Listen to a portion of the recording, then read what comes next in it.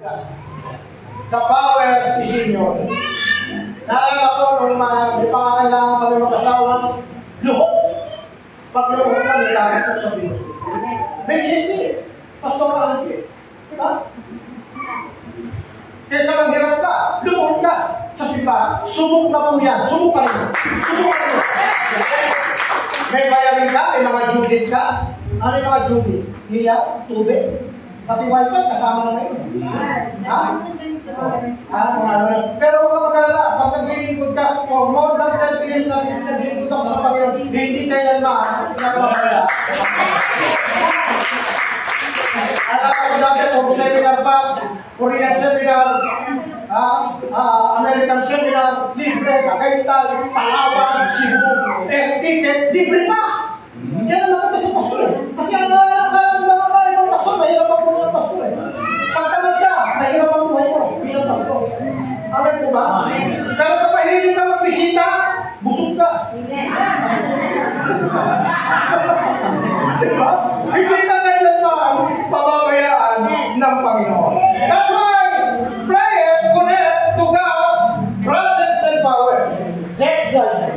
Ang sabi ng Jeremiah chapter 23 verse 3, kung mananalangin ka sa akin, ang sabi ng Panginoon, tutugunan kita. Amen. At ipapahayag ko sa iyo ang mga bagay na dakila at mahiwaga na hindi mo pa nalalaman. Hallelujah.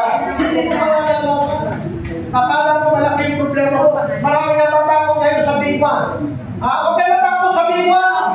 We have the big God. Huwag kayo matakot sa lindol. Marami ng pepre, Lord, patigil mo lindol. Si Lord nga eh. Pinadala ni Lord yung para tumawag tayo sa kanya. Amen po ba? Kaya mahalaga, ingatan tayo ng Panginoon. Hallelujah. Kaya lahat ng bagay na yan, sino nito takot mamatay? Takot ba kayo mamatay? Sino takot mamatay dito? Pagkatakot kayo mamatay, mas madali kang mamatay. Ang mga tao na mamatay, hindi naman dahil sa lindol, hindi naman dahil sa mga kalamidad, namamatay ang tao dahil sa panik. Nakita nyo pa pwede rin doon, natatakbuhan, nakapapalo iba, nakatay. Kasi kapalan eh. O kaya, ang sabi ng Panginoon, kung mananalangin tayo, tutugunin tayo. At ipapahayag sa atin ng Diyos. Ang mga banat, asigin pa. Amen. Ipapahayag, ibibigay ni Lord. Hallelujah. Amen. Kaya nga, mga minamahal na kapatid, the more prayer, the more power. More prayer, the more power. Tinatamad, kuminsan pa na lang. Bakit tinatamad? Akala mo hindi ka tinutugon. Merong plano siya. Hallelujah. Amen.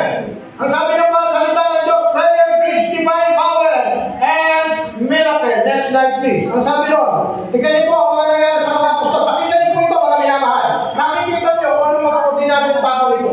Pero nakagagawa ng higit pa at higit pa. Kaya ngayon, hindi kayo lalabas dito. Huwag mong sayangin yung buong maghapon na ito na hindi kayo tatanggap ng kapangyarihan mula sa Panginoon. Hallelujah! Yung problema mo malulusa. Yung utak mo malulusa. Hindi ka na pangumuta. Ikaw na ang nagpapaluta. Amen. Anong nangyari mo rito mga minamahal? Sa Acts chapter 4 verse 31, pagkatapos nilang manalangin, mga kapatid, nayanin ang kanilang pinagtitipunan. Sila lahat ay namuspos ng Espiritu Santo at buong tapang nangangaral ng salita ng Diyos. Ito ang attitude ng mga apostol, ng mga manggagawa,